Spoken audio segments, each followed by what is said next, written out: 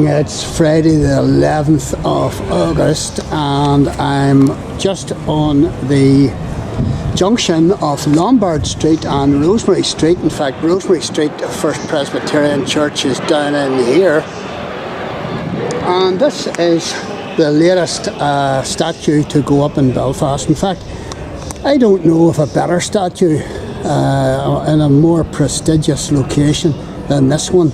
And I have videoed a stack of statues in and around Belfast city centre over the years. I'm going to get rid of myself here. And this is the latest. And this is of Frederick Douglass. He was an American. He was an anti-slavery activist in America. He was a leading member of the abolitionist movement in the United States. He was a former slave and he was a devout Christian. He lived from 1817 through to 1895 and he visited Belfast in the 1840s on a number of occasions as part of his British Isles lecture tour against slavery, and he was very much welcomed in Belfast, and he says that in some of his in his autobiography. If there is no struggle, there is no progress, he says. He was a peaceful campaigner by all accounts,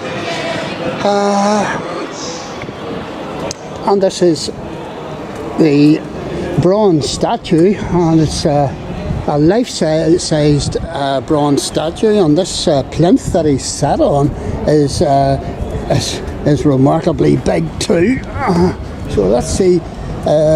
Here's a quote from Mary Ann McCracken. So I'm standing up here, and this is what it says here down here. This is Mary Ann McCracken, was a founding member of the Belfast abolitionists, and she was a founding member of the United Irishmen too. And this is what this gentleman, Frederick Douglass, said on leaving Belfast, 1846. So he must have dropped into Belfast on a few occasions. He spent about 2 years going round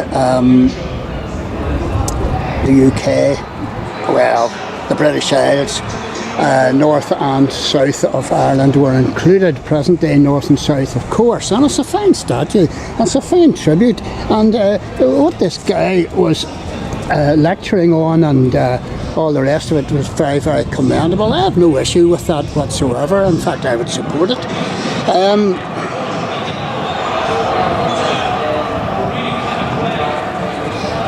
But I have been informed that this statue and this surrounding area cost quite a considerable amount of money to place here in the centre of this very popular central Belfast walk-through street, Rosemary Street, historic street.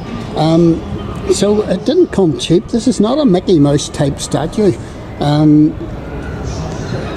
But I have to say that its erection and funding by Belfast City Council and by the Department of Communities has, provoked a fair degree of what you might call head scratching, because by the time that Frederick Douglass reached Belfast, the cause of slavery, in fact, the job had been largely done.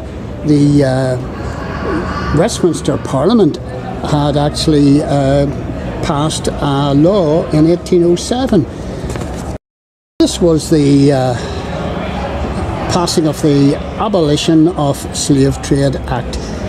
Now, it did take another 20 or 30 years after 1807 for all this, this law to work through the English colonies, but the battle was largely won, and the whole thing was done and dusted as regards the British Empire by the 1820s, 20s, 30s.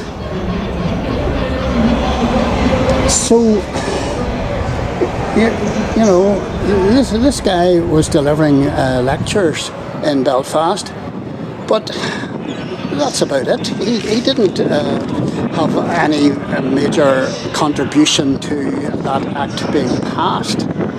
So what's the statue doing here? If anyone was to be getting a statue here in Lombard Street, it should be Thomas McCabe.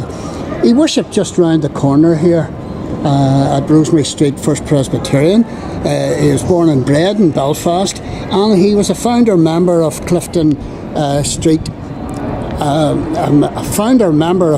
Clifton Street Charitable Society, which operated Clifton House, the poor house. He was heavily involved in Belfast's liberal and radical community, and he was a leading figure of the city's anti-slavery circle. And here's the cruncher. In 1786, you know, almost 50 years before this gentleman arrived on the shores of Ireland, in 1786, Thomas McCabe clashed with leading Belfast businessmen led by Waddell Cunningham, who wanted to set up a Belfast-based slave trading company. And it was Thomas McCabe, it was all down to him and his supporters that this did not happen, and that Belfast was not included as a slavery city. So Thomas McCabe should have the accolades here in my estimation, not this gentleman who delivered, you know, a few lecture tours of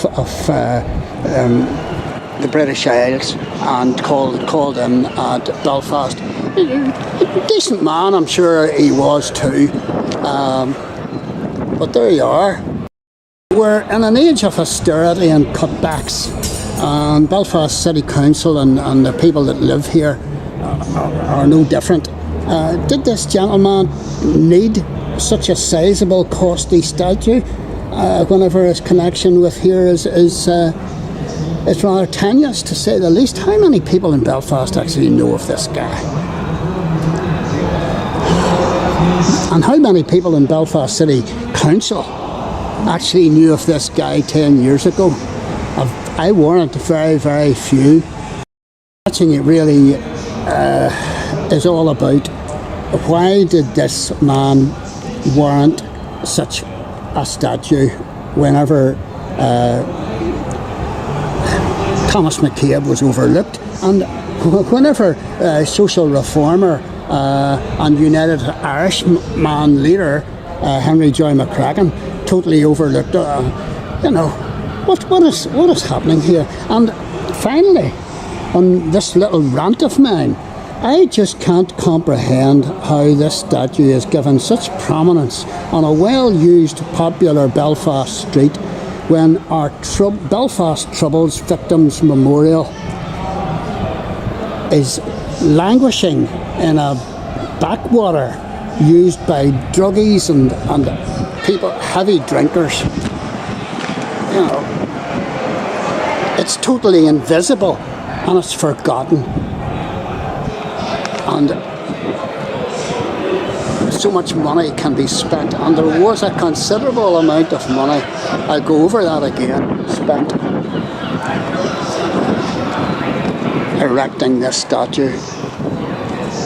And the statue to our Troubles victims is just dreadful by comparison. So that's my wee rant over. Outside of Rosemary Street Presbyterian Church. It's actually Rosemary Street First Presbyterian Church. And some people would call this Unitarian or non-conformist. I'm inside Rosemary Street Presbyterian Church, and look at this. This is pew 33, and this is a wee plaque. You'd almost walk past this, to Thomas McCabe, 1739 to 1820. And, you know, why isn't there a statue up to this man? He was a founding member of the Belfast Society of United Irishmen. In 1786, he prevented the formation of a Belfast slave ship company with an impassioned speech containing the words, "May God wither the hand and eternally damn the soul of the man who subscribes the first guinea."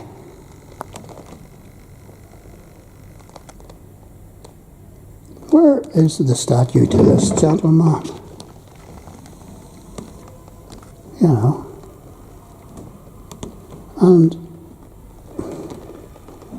there's a wee picture drawn in below, which I'll try to get on video. This is a remarkable church, by the way, you know, architecturally. It's well worth, and it's full of history.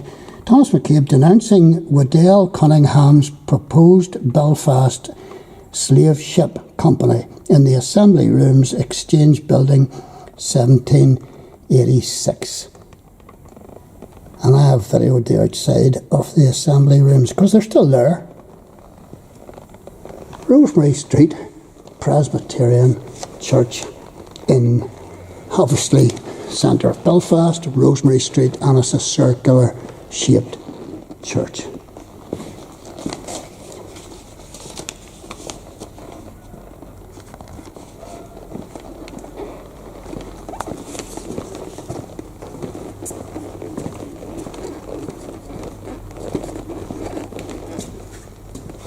Up on the left hand side here.